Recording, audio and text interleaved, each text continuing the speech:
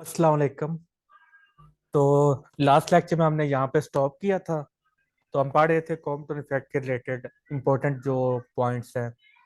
तो मैंने last lecture में आपसे पूछा था कि कॉम्पटन इफेक्ट नेगेटिव इफेक्ट कैसे क्रिएट करता है। अब 10 बज गए हैं, तो होप्स हो अब आपको ना इंटरनेट का इशू नहीं आएगा।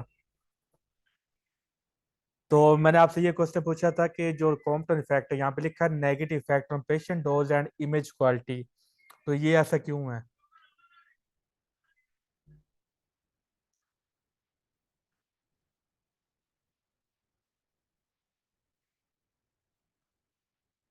आवाज आ रही है राबिया? जी आ रही है। तो आप बोले ना। थोड़ा सा कॉम्पटन इफेक्ट के सर्च बारे में तो किया बट मुझे समझ ही नहीं आई। लेक्चर नहीं लिया था। थोड़ा सा उसी मुझे एक्सप्लेन कर। चलिए मैं कर देता हूँ थोड़ा सा। अब देखिए, जो कॉम्पटन हमारे पास तीन इफेक्ट होते हैं। फोटोइलेक्ट्रिक इफेक्ट, कॉम्पटन इफेक्ट और पे प्रोडक्शन। ये तीनों में क्या बताती हैं? पार्टिकल की मतलब वो लाइट की पार्टिकल नेचर के बारे में बताती हैं। तो मैंने बताया था जो फोटोइलेक्ट्रिक इफेक्ट होता है, इसके लिए विजिबल लाइट का जो फोटोन होता है वो इसको जनरेट करवा सकता है। और कॉम्पटन इफेक्ट को हर इलेक्ट्रोमैग्नेटिक वेव का जो फोटोन है वो क्रिएट नहीं कर सकता। सिर्फ और सिर्फ वही कर सकता है जिनके पास एनर्जी ज्यादा होती है। तो विजिबल का जो फोटोन है वो कॉम्पटन इफेक्ट है, वो मतलब है वो अराइज नहीं करवा सकता। तो कॉम्पटन इफेक्ट के लिए आपके पास एक्स रे फोटोन होना चाहिए, यानी कि एक्स रे फोटोन की एनर्जी बहुत ज्यादा होती है। तो हाई एनर्जी फोटोन ही वो आपको ये कॉम्पटन इफेक्ट कर सकता है। और सबसे ज्यादा एनर्जी जिसके पास होगी वो हमारे पास होता है गामा रे फोटोन। वो हमारे पास पे प्रोडक्शन कर सकता है। तो यानी कि एक्स रे फोटोन हमारे पास पे प्रोडक्शन भी नहीं कर सकता। तो ये एनर्जीज के डिफरेंस की वजह से ये इंटरव्यू में पूछ सकते हैं या कम्पिटिटिव एग्जाम में कि फोटोइलेक्ट्रिक इफेक्ट कब होगा, कॉम्पटन इफेक्ट कब होगा और पे प्रोडक्शन कब होगा। तो इसका आंसर ये है कि एनर्जी के डिफरेंस की वजह से अगर एनर्जी कम होगी तो फोटोइलेक्ट्रिक इफेक्ट होगा, अगर एनर्जी ज्यादा होगी तो कॉम्पटन इफेक्ट होगा, और अगर एनर्जी सबसे ज्यादा है तो फिर पे प्रोडक्शन होगा। तो कॉम्पटन इफेक्ट में क्या होता है कि फोटोन आता है, वो इलेक्ट्रॉन के साथ कोलाइड करता है। अब देखिए, अगर इलेक्ट्रॉन हमारा लाइट हमारी वेव नेचर रखती होती तो फिर वो ज़ाहिर उसके साथ कोलाइड ना करती, क्योंकि हमने ये देखा कि जब ये जो स्कैटर्ड फोटोन है ये स्कैटर हो रहा है। क्योंकि लाइट क्या करती है, लाइट फैल जाती है इस तरह करके। जो वेव होती है ना, वो किसी आगे ये आपके सामने मैटर रखा है ना, तो मैटर के साथ ज़ाहिर जो वेव है वो कोलाइड नहीं कर सकती। तो ज़ाहिर वो आपके पास फिनोमेना देगी। अगर वो बारीक इसमें सुराख हो तो वो डिफ्रैक्ट कर जाएगी, इंटरफेयर। और अगर ये लाइट जो हमारी वेव होती तो इसने क्या करना था, इस मीडियम से टकरा के वापस आ जाना था। इसमें कितना शिफ्ट आना था, 180 डिग्री का फेज शिफ्ट आ जाना था। और फिर इसने क्या जनरेट करना था, वो इंटरफेरेंस वगैरह इसने कर लेना था। लेकिन यहाँ पे हमने ये देखा कि इलेक्ट्रॉन वो स्कैटर्ड हुआ है एक डायरेक्शन में, और जो हमारा फोटोन है वो भी एक डायरेक्शन में स्कैटर्ड हुआ है। तो उसने फिर जो स्कैटर्ड फोटोन की उसने एनर्जी देखी। उसने ये देखा कि जो इंसिडेंट फोटोन है उसकी एनर्जी ज्यादा है, और जो स्कैटर्ड फोटोन है उसकी एनर्जी कम है। तो इसका मतलब है वो एनर्जी कहाँ पे गई? तो वो ज़ाहिर है वो एनर्जी जब उसने इलेक्ट्रॉन के साथ कोलाइड किया, तो आप देखते हैं कोलाइड में क्या होता है, एनर्जी ट्रांसफर होता है। तो जब उसने फोटोन के इलेक्ट्रॉन के साथ कोलाइड किया, तो कोलाइड तभी करेगा जब वो पार्टिकल होगा, क्योंकि अगर वेव होगी तो फिर वो एनर्जी अपनी वो मतलब ट्रांसफर नहीं करेगा, इलेक्ट्रॉन को वो अपनी जगह से हिला नहीं पाएगा। क्योंकि पार्टिकल ही दूसरे पार्टिकल को हिला सकता है। ये नहीं, वेव जो है ना वो पार्टिकल को अपनी जगह से हिला नहीं सकती। अगर ये आपने पार्टिकल रखा है ना, तो वेव इसको हिला नहीं सकती, ठीक है। लेकिन इलेक्ट्रॉन अपनी जगह से शिफ्ट हुआ, वो एक डायरेक्शन में स्कैटर्ड हो गया, तो फोटोन दूसरी डायरेक्शन में स्कैटर्ड हो गया। तो ये फिनोमिनस बता रहे थे कि जो लाइट है वो हमारी पार्टिकल नेचर रखती है, वेव नेचर नहीं रखती। और जो स्कैटर्ड फोटोन है उसकी एनर्जी कम होती है और इंसिडेंट फोटोन की एनर्जी ज्यादा होती है। क्योंकि जब दोनों ने कोलाइड किया, कोलिजियम में एनर्जी ट्रांसफर होता है, तो इसने अपनी एनर्जी का कुछ पोर्शन इलेक्ट्रॉन को दिया, जो इलेक्ट्रॉन ने काइनेटिक एनर्जी के तौर पर इस्तेमाल किया और वो उसने मोशन कर ली। तो इसलिए इस फोटोन की एनर्जी क्या होगी, कम होगी। तो जब एनर्जी कम होती है तो वेवलेंथ क्या होती है, ज्यादा हो जाती है। तो यही तो हम पढ़ते हैं कि कितना वेवलेंथ में शिफ्ट आया। तो क्योंकि इसकी वेवलेंथ अब बढ़ गई है तो यानी शिफ्ट हो गई है, तो उसको हम बोलते हैं कॉम्पटोन वेवलेंथ या कॉम्पटोन शिफ्ट बोलते हैं। तो ये थोड़ा सा इसका आइडिया था। क्लियर अब?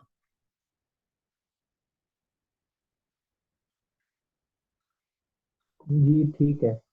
तो मैंने नेक्स्ट क्वेश्चन ये पूछा था, जो कॉम्पटन इफेक्ट है ये नेगेटिव इफेक्ट पेशेंट डोज पे क्यों करता है और इमेज क्वालिटी पे क्यों करता है? तो इसका आंसर है क्योंकि ये हाई एनर्जी फोटोन होता है। तो ये पेशेंट पे हमारा इसके हमने अगर यूज करना भी है ना एक्सरे फोटोन को, तो हमने क्या करना, बहुत ही लिमिटेड अमाउंट हम यूज करते हैं। जैसे आप देखते हैं कि आप किसी बॉडी का अगर हमारा हिस्सा डैमेज हो जाए तो हम उसका एक्सरे वगैरह करवाते हैं, लेकिन ये नेगेटिव इफेक्ट क्रिएट करता है, ये सेहतमंद जो सेल्स होते हैं उनको डिस्ट्रॉय कर देता है। क्योंकि इसके पास एनर्जी ज्यादा होती है। तो हर ज्यादा एक्सरे करवाना जो है ना वो खतरनाक होता है। जैसे जो प्रेग्नेंट वुमेन्स होती हैं वो अपना एक्सरे करवाती हैं, तो डॉक्टर्स को सजेस्ट करती हैं कि आपने ज्यादा अपने एक्सरे नहीं करवाने, ये चेक करने के लिए कि बच्चे की हालत कैसी है, या बच्चा है या लड़की है वगैरह। तो क्योंकि अगर आप ज्यादा एक्सरे करवाएंगे तो एक्सरे आपके जिस्म में ज्यादा जाएंगी, ज्यादा जाने से वो आपके जो सेहतमंद सेल्स हैं उसको डिस्ट्रॉय कर सकती हैं, और जो आपका बच्चा होता है उसको भी ये आपको खराब कर सकती हैं। और ये जो अच्छा, एक्सरे। जी। पर डे की लिमिट होती है ना एक्सरे यूज करने की, वो लिमिट कितनी है?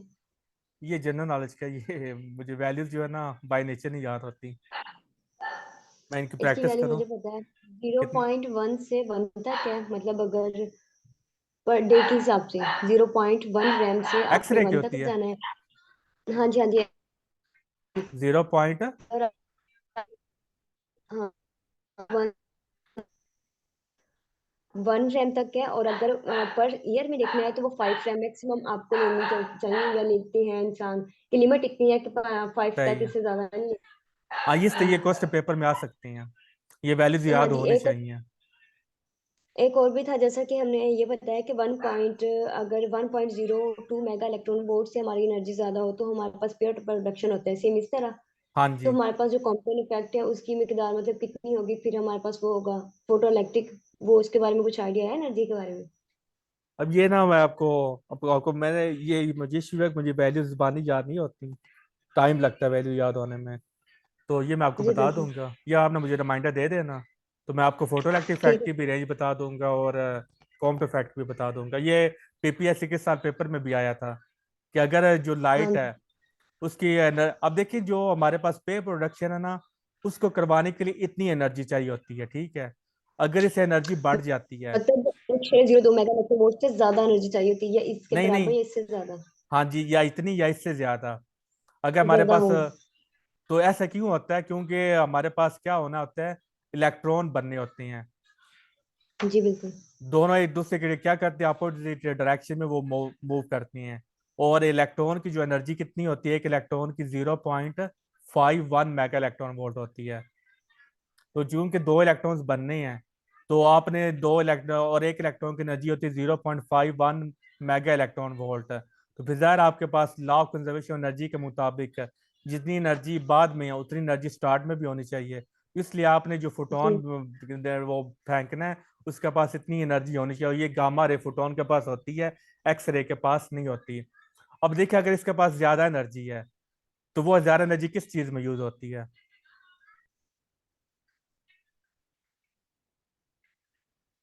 यानी कि 1.02 से अगर ज्यादा एनर्जी हो जाए तो वो एनर्जी किस चीज में जाएगी? क्योंकि 1.02 तो रिलेशन में चली जाएगी प्रोडक्शन के बाद। क्या होता है, कुछ नहीं। इतनी एनर्जी तो होगी इलेक्ट्रॉन को मतलब करवाने में, तो बाकी जो एक्स्ट्रा एनर्जी है वो हम्म। किधर जाएगी? कौन सी एक्स्ट्रा है इसमें? लेट्स सपोज अगर हम एक फोटोन फेंकते हैं उसके पास 1.04 मेगा इलेक्ट्रॉन वोल्ट एनर्जी है, तो हम्म। 1.02 तो इलेक्ट्रॉन में चले गए, पीछे 0.2 के ये हमारे पास एनर्जी बच जाती है 0.02। ये एनर्जी कहाँ पे जाएगी? वो वो कैसे बढ़ जाएगी? ये तो बढ़ ही नहीं सकती। हमारे पास 0.51 मेगा इलेक्ट्रॉन वोल्ट जो है, वैल्यू फिक्स है इस चीज की, एनर्जी की, जी, ऐसे ही ना? लेकिन जो तो आपने जो एम गामा रे होगा। फोटोन फेंकना है हाँ जी।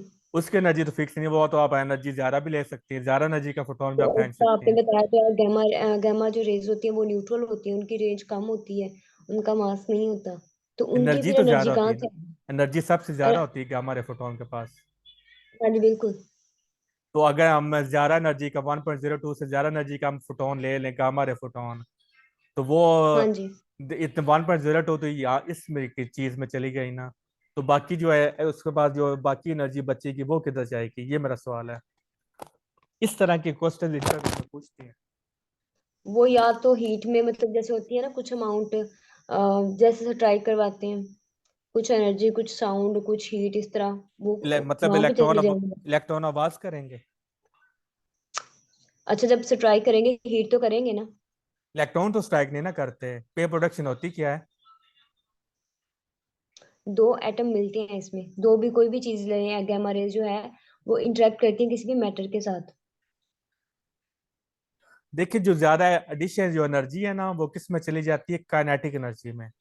अगर आपको याद हो आइंस्टाइन का फोटो इलेक्ट्रिक इफेक्ट इक्वेशन अगर आपने पढ़ी है, तो उसमें क्या होता है कि जो एडिशन एनर्जी होती है वो किस में चली, क्योंकि जो अगर फॉर एग्जांपल आप जस्ट ये एग्जांपल दे रहा हूँ, कोई कैलकुलेट वैल्यू नहीं है, कि हमने इसमें एटम में से इलेक्ट्रॉन को निकालना है, ठीक है। तो इसका जो वर्क फंक्शन है यानी कि मिनिमम अमाउंट एनर्जी है वो है जी फॉर एग्जांपल 50 जूल कह ले, ठीक है। हाँ जी।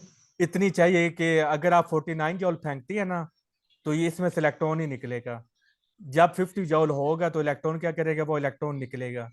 तो अगर आप जी 70 जूल एनर्जी फेंकती हैं तो वो जो है ना 50 जूल तो क्या करेगी इलेक्ट्रॉन को। और आप ये भी आपने पढ़ा था अभी इसी लेक्चर में कि एक फोटोन एक इलेक्ट्रॉन के साथ इंटरेक्ट करता है, वेरी इंपॉर्टेंट सिर्फ एक पॉइंट है। इलेक्ट्रॉन के साथ अटैच करते हैं। हाँ जी, ये एक फोटोन ये नहीं करेगा, दो फोटो इलेक्ट्रॉन के साथ इंटरेक्ट करे, तीन के साथ करे, नहीं, वो एक ही इलेक्ट्रॉन के साथ इंटरेक्ट करेगा।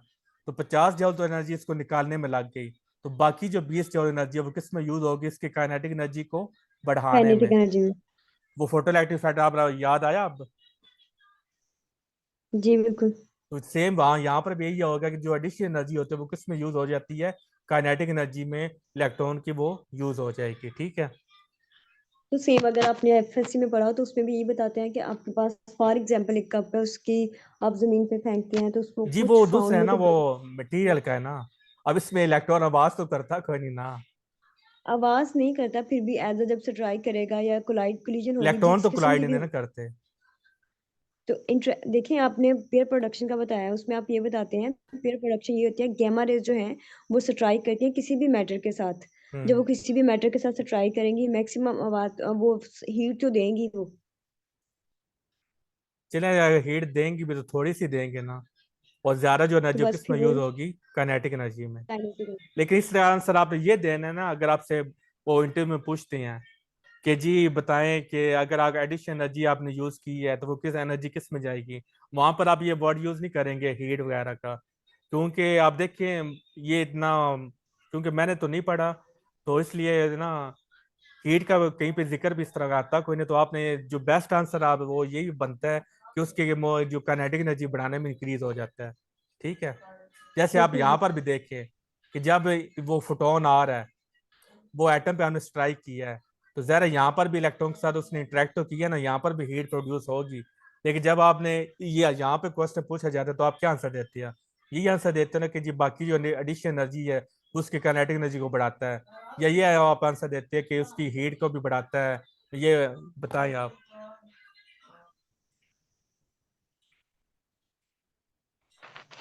ये तो क्वेश्चन करने वाले पे डिपेंड करता है कि वो क्वेश्चन कर किस नेचर का रहा है, तो सेम इस तरह बताने वाले पे डिपेंड करेगा। मींस कि काइनेटिक एनर्जी जो है डिफरेंट फॉर्म में तकसीम हो जाती है, साउंड वेव्स। अगर हम अगर नाइन्थ वो क्लास उस की या सेंस में 10th पूछे क्लास। ना, हाँ अगर वो उस सेंस में पूछे हाँ फिर जी। आप बता हाँ, सकते हैं।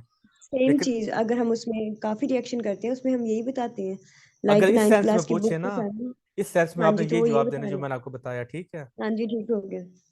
और अब मैंने दूसरी बात यह है कि यहाँ पे इलेक्ट्रॉन्स काफी पड़े हुए हैं, ठीक है। तो इसकी अब वर्क फंक्शन है 50 जूल।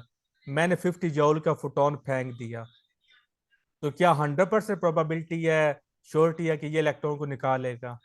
फोटो इलेक्ट्रिक इफेक्ट की बात कर रहा हूँ कि इसका वर्क फंक्शन 50 जूल है।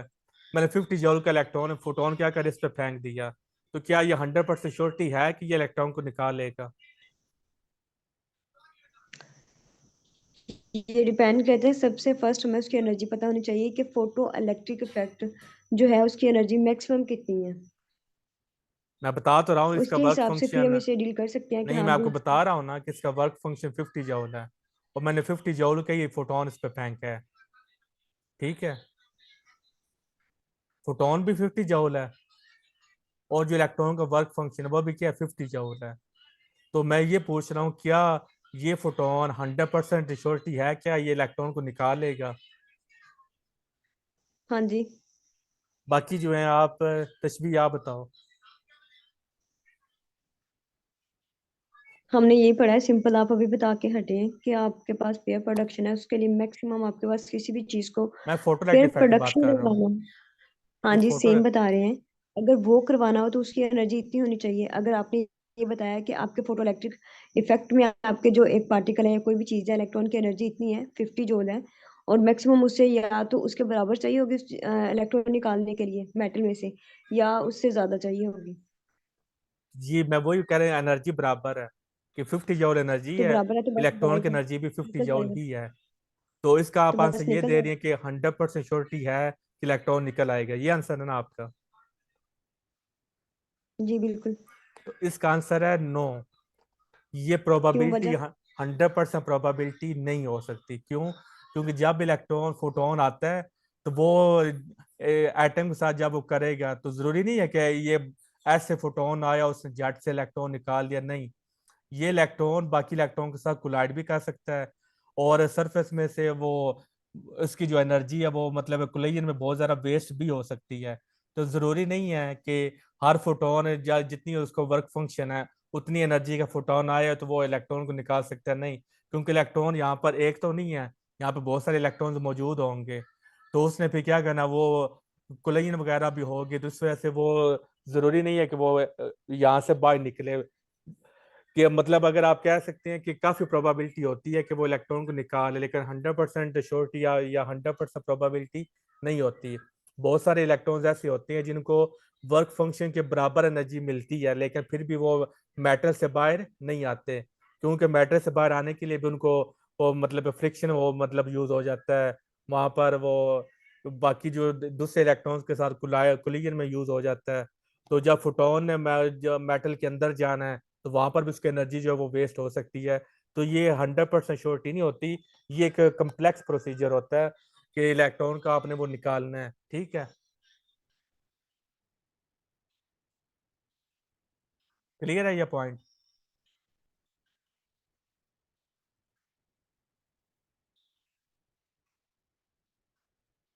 पॉइंट क्लियर है?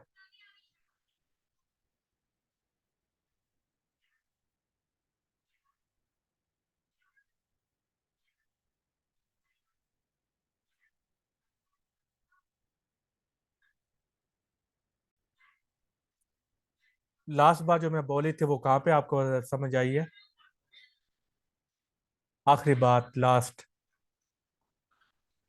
लास्ट आपने ये बताया है कि वो उसकी प्रोबेबिलिटी नहीं है कि वो निकाले उसे, वो या तो एक्साइट करेगा या उसे। हाँ जी, हाँ बस जी, इतना। एक्साइट करने में भी उसको एनर्जी लग जाती है। तो और फिर या उसने मैटर से बाहर आना है तो वहां से भी उसको एनर्जी यूज होगी, और बाकी जो इलेक्ट्रॉन्स के साथ कोलाइड करने में भी उसकी एनर्जी लग जाएगी। तो चंद ही इलेक्ट्रॉन्स ऐसी होती हैं जो बाहर आ जाती हैं, अदरवाइज बहुत सारे इलेक्ट्रॉन्स होते हैं वो बाहर नहीं आते, हालांकि उनको जो रिक्वायर्ड एनर्जी वो मिल रही होती है, लेकिन फिर भी वो बाहर नहीं आते। क्लियर है?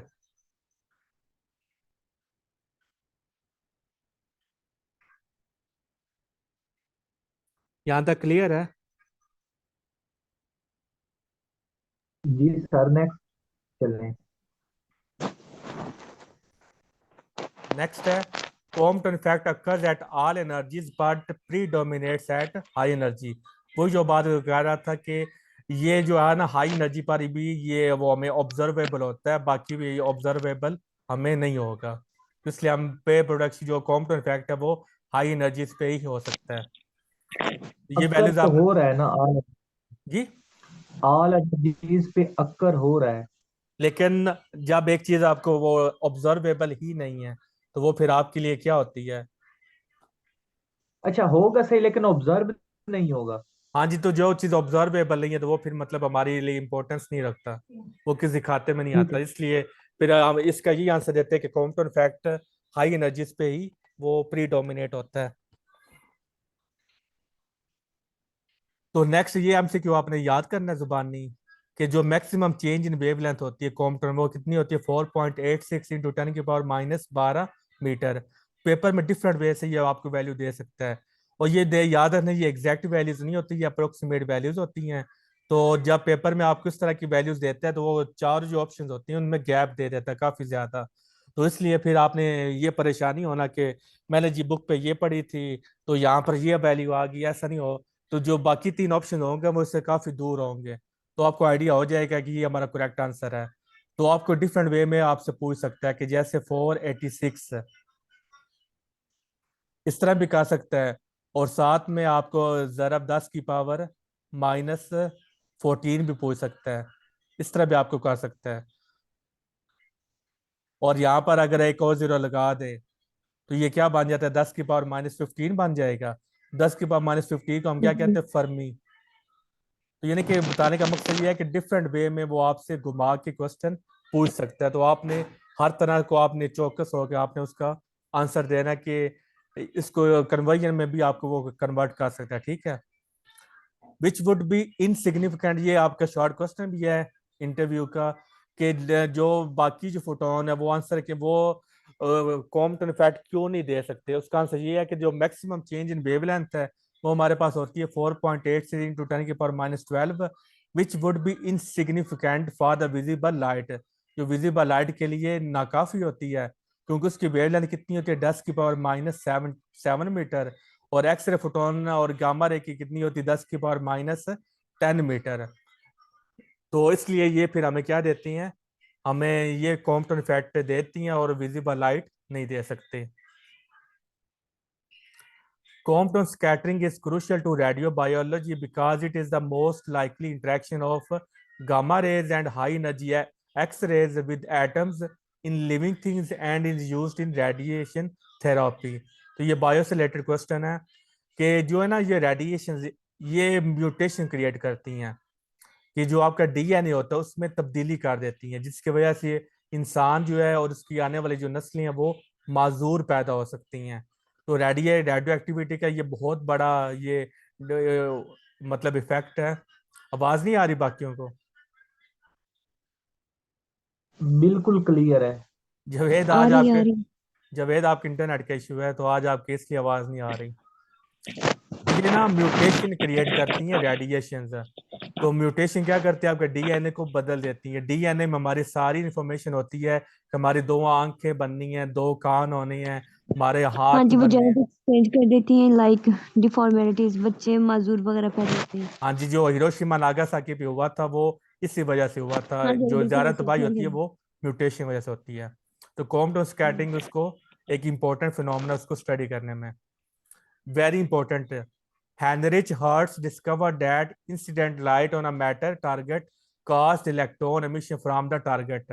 अच्छा, इसका दूसरा नाम हम क्या दे सकती हैं कि electron emission from the target, और लाइट की बात कर रहा है, इंसिडेंट लाइट। इसका आपने ये एक फिनोमेना बता रहा है, यहाँ पे मैं उसने मतलब टर्म यूज नहीं की, लेकिन यहाँ पर आपको लफ्ज बता रहे हैं कि ये कौन सा फिनोमेना हो रहा है, इंसिडेंट लाइट और इलेक्ट्रॉन निकल रहे हैं टारगेट में से। और कार कौन रहा है, हर्ट्स, हेनरिच हर्ट्स, और ये इसने डिस्कवर किया था। और एक और हिंट मैं आपको दे देता हूँ, हमारे यहाँ बहुत ज़्यादा बच्चे या टीचर्स ये गलतफहमी होती है कि वो एक एक्सपेरिमेंट है या फिनोमेना जो ये बता रहा है वो उसको कहते हैं कि आइंस्टाइन ने डिस्कवर किया था, वो उसको आइंस्टाइन के साथ लिंक कर देती हैं, लेकिन इन रियलिटी आइंस्टाइन ने एक्सप्लेन किया था, आइंस्टाइन ने डिस्कवर नहीं किया था। अब इतने सारे मैंने हिंट दे दिए तो अब आपको आंसर बता देना चाहिए। नहीं पता किसी को? क्वेश्चन पूछा क्या है आपने?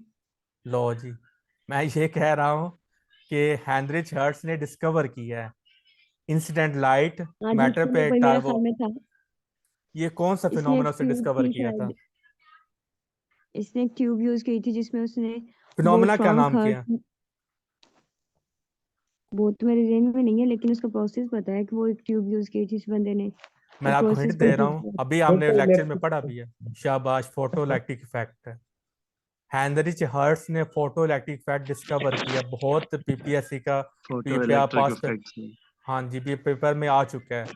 हम समझते हैं कि आइंस्टाइन ने फोटोइलेक्ट्रिक इफेक्ट डिस्कवर किया, नहीं। आइंस्टाइन ने एक्सप्लेन किया था फोटोइलेक्ट्रिक इफेक्ट को, डिस्कवर हेनरिच हर्ट्ज ने किया था। और देखिए वर्डिंग चेंज उसने कर दी है।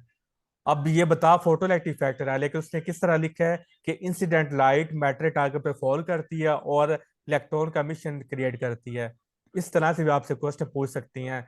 तो यहाँ पे आप जो मेन आपका हिंट है वो है इंसिडेंट लाइट, क्योंकि जाहिर है जो कॉम्पटन इफेक्ट है और या पे प्रोडक्शन है, वहां पे तो इंसिडेंट लाइट यूज नहीं हो सकती। वहां पे कौन सा यूज होना है, एक्सरे फोटोन होना है या गामा रे फोटोन होना है। तो इस तरह के हिंट्स भी आप वो पेपर में आपसे पूछ सकता है। अच्छा, नेक्स्ट क्वेश्चन है कि आइंस्टाइन को नोबेल प्राइज किस पे मिला था। ये इंटरव्यू का क्वेश्चन है, 2022 में पूछा गया है कि आइंस्टाइन ने कौन से पेपर पब्लिश किए थे। तो पेपर के वो आपका नाम भी आना चाहिए, कितने पेपर उसने पब्लिश किए थे। और दूसरा बात, इलेक्ट्रॉन आइंस्टाइन को किस बात पे नोबेल प्राइज मिला था। कॉम्पटन पर। नहीं, photo special electric theory effect. Of relativity. नहीं स्पेशल थ्योरी पे भी नहीं मिला, photo photo electric elect effect पे मिला है। जी। Photo electric. आइंस्टाइन को Nobel prize photo electric effect को एक्सप्लेन करने पर मिला है, डिस्कवर उसने नहीं किया। सिर्फ उसने फोटो इलेक्ट्रिक इफेक्ट को एक्सप्लेन किया था। और जब उसने एक्सप्लेन किया तो ये प्रूफ था कि लाइट क्या करती है, एज अ पार्टिकल बिहेव करती है। क्योंकि इससे पहले यही समझा जा रहा था कि लाइट हमारी वेव होती है, वो पार्टिकल नहीं होती। तो एक और फिनोमेना ब्लैक बॉडी रेडिएशन, तो वो भी क्या बताता है कि लाइट हमारी क्या है, पार्टिकल बिहेवियर ही रखती है। यही बताता है ना वो ब्लैक बॉडी रेडिएशन।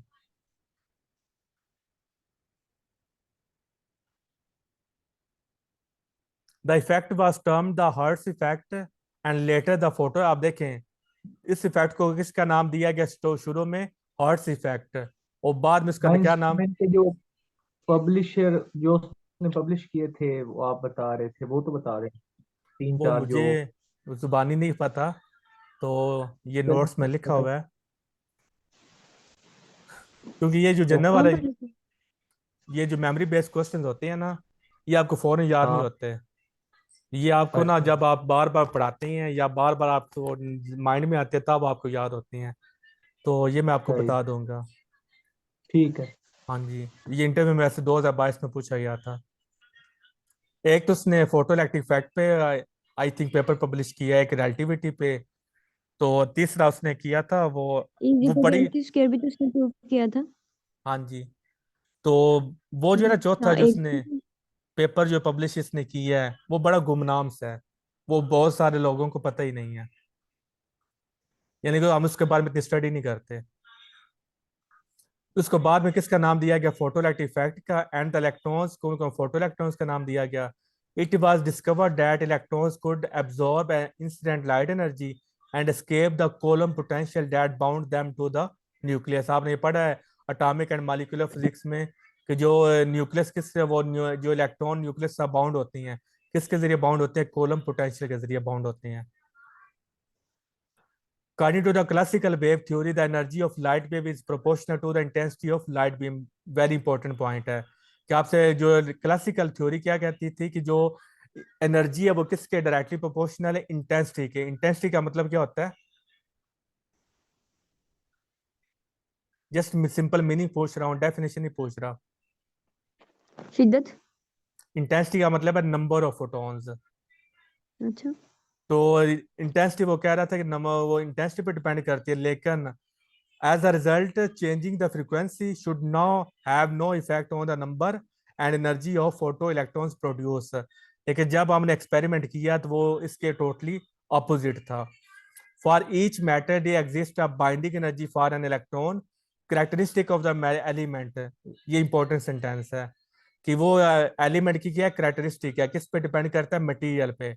अगर आपके पास सोडियम है तो उसका बाइंडिंग एनर्जी कुछ और होगी, अगर पोटेशियम है उसकी बाइंडिंग एनर्जी कुछ और होगी। तो यानी कि ये मटेरियल की कैरेक्टरिस्टिक है। और इसको हम क्या नाम देते हैं, वर्क फंक्शन का। उसको किससे डिनोट करती हैं, फाई से। और इसका यूनिट क्या होता है, इलेक्ट्रॉन वोल्ट होता है। तो ये सारे इंटरव्यू में क्वेश्चंस आपसे पूछ सकते हैं, इस तरह के भी क्वेश्चन अब आपसे इंटरव्यू में पूछे जाते हैं। मैंने आपको शायद लास्ट लेक्चर में बताया था कि हम ये माइंड बना के जाते हैं कि जी इंटरव्यू में हमसे पता नहीं क्या क्या उन्हें क्वेश्चन पूछ लेने हैं। वो बहुत बेसिक भी पूछ सकती हैं, बहुत वो उन्हें बस आपका नॉलेज चेक करना होता है। The next step, when a photon collides with the bound electron, its energy is transformed to the electron। कि जब फोटोन कोलाइड करता है इलेक्ट्रॉन के साथ तो एनर्जी ट्रांसफर होता है। If this energy is less than the matters work function, तो इलेक्ट्रॉन एमिट नहीं होगा। तो फोटोन क्या हो जाएगा, दोबारा री एमिट हो जाएगा, क्योंकि पहले इलेक्ट्रॉन जो एब्जॉर्ब किया था फोटोन, वो फिर क्या हो जाएगा, री एमिट हो जाएगा। लेकिन इलेक्ट्रॉन बाहर नहीं आएगा, सिर्फ फोटोन बाहर आएगा। अगर एनर्जी ग्रेटर देन है तो वो बाइंडिंग एनर्जी से फिर क्या करे, इलेक्ट्रॉन बाहर आ जाता है। With the kinetic energy equal to the difference between, ये सारी बात मैं आपको बता चुका हूँ। Electron comes off with the range of energies up to the maximum energy depending on the colour of light and nature of the emitter. कि जो आपने कलर यूज किया है तो ज़ाहिर है जो हमारे पास ब्लू कलर है या वायलेट कलर, इसके पास एनर्जी ज्यादा है और रेड के पास एनर्जी कम होती है। तो और नेचर ऑफ द मीटर पर भी होता है कि जो जोन सी आपने मेटल यूज की है वो उस पर भी डिपेंड करता है। अगर आप इंटेंसिटी को चेंज करें तो जो इलेक्ट्रॉन्स निकल रहे हैं वो उस पर the ratio of ejected electron changes, electron का नंबर चेंज हो जाता है लेकिन उनके एनर्जी पे कोई फर्क नहीं पड़ता। तो अगर आप एक करंट बढ़ाना है, फोटो करंट बढ़ाना है, तो आपको क्या करना पड़ेगा, इंटेंसिटी बढ़ानी पड़ेगी। अगर आपने इलेक्ट्रॉन की एनर्जी को बढ़ाना है, काइनेटिक एनर्जी को बढ़ाना है, फिर आपने क्या करना पड़ेगा, इंसिडेंट लाइट की आपको फ्रिक्वेंसी को बढ़ाना पड़ेगा। तो different matters require different light of different minimum frequencies. तो ये आपने याद रखना है, जो अल्कली मैटर्स होती हैं उनके पास लोएस्ट थ्रेशोल्ड फ्रिक्वेंसी होती है, इनका इनका वर्क फंक्शन कम होता है।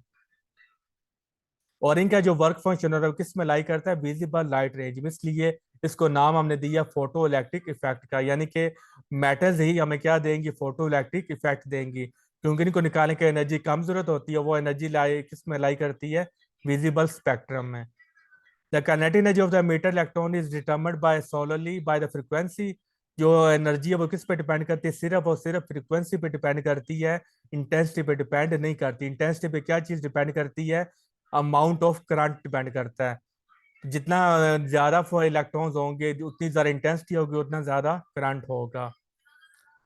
If we plot the stopping potential versus frequency we get, ये आपने जुबानी याद करना है कि जो हमने अगर हम एनर्जी और फ्रीक्वेंसी, एनर्जी और इंटेंसिटी का कोई ताल्लुक है आपस में? एनर्जी क्लासिकल के मुताबिक यही है कि जो एनर्जी वो इंटेंसिटी पे डिपेंड करती है, लेकिन मॉडर्न के मुताबिक एनर्जी वो फ्रीक्वेंसी पे डिपेंड करती है। इंटेंसिटी का उसके साथ कोई लिंक नहीं है। इंटेंसिटी का मतलब है जस्ट वो शिद्दत बढ़ाती है ना अमाउंट बढ़ाती है। एनर्जी नहीं, जो इंडिपेंडेंट ऑफ मैंने पढ़ा था इंटेंसिटी ना, है। मैंने पढ़ा क्या पढ़ा था, 3 मिनट रह के जरा जल्दी बताइएगा। था कि जो वेव, सॉरी दरमियान में कॉल आ गई थी।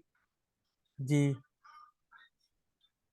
मैंने पढ़ा था जो वेव मैकेनिक्स है ना, उसमें जो है एनर्जी और इंटेंसिटी का ताल्लुक मौजूद है। लेकिन पार्टिकल तो जहर है फोटो ना, इलेक्ट्रिक में जो, हाँ, एनर्जी है वेव वो का है। नंबर ऑफ पार्टिकल्स, हाँ जी वेव इंटेंसिटी का है, नंबर ऑफ वेव का है। पार्टिकल्स है। हाँ जी वेव का है। जो लाइट की जो है मतलब जो वेव की एनर्जी है ना, वो डिपेंड करती है फ्रीक्वेंसी पे। तो यानी कि इस पे हम वो नेक्स्ट जी लेक्चर जी। में मजीद हम इसको डिस्कशन कर लेंगे, अभी जस्ट 2 मिनट्स रह गए हैं। तो ये आपने याद रखना है कि अगर हम पोटेंशियल और फ्रीक्वेंसी के दरमियान ग्राफ प्लॉट करें तो हमें हमें जो स्लोप मिलती है उसकी वैल्यू क्या होती है, H/E। ये आपने जुबानी याद करनी है। और आगे ये शॉर्ट क्वेश्चन कि कॉम्पटन इफेक्ट विजिबल लाइट से नजर क्यों नहीं आता। Compton scattering applies to the free electrons.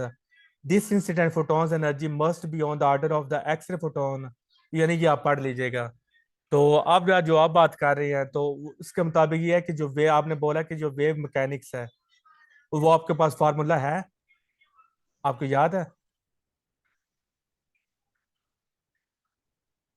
कि जिसमें वेव की एनर्जी इंटेंसिटी पे डिपेंड कर रही है।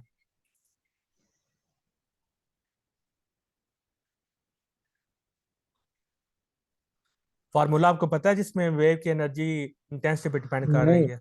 नहीं, मैंने जस्ट एक दफा पढ़ा था, उसके बाद मुझे मैं ना सर फरहान साहब का एक दफा लेक्चर ले रहा था, वो किसी शायद नहीं नहीं, बताया था। अब मेरे माइंड में नहीं आ रहा, तो मैं ना इसको वो आपको देख के बता दूंगा। नहीं नहीं, उन्होंने फार्मूला नहीं बताया था।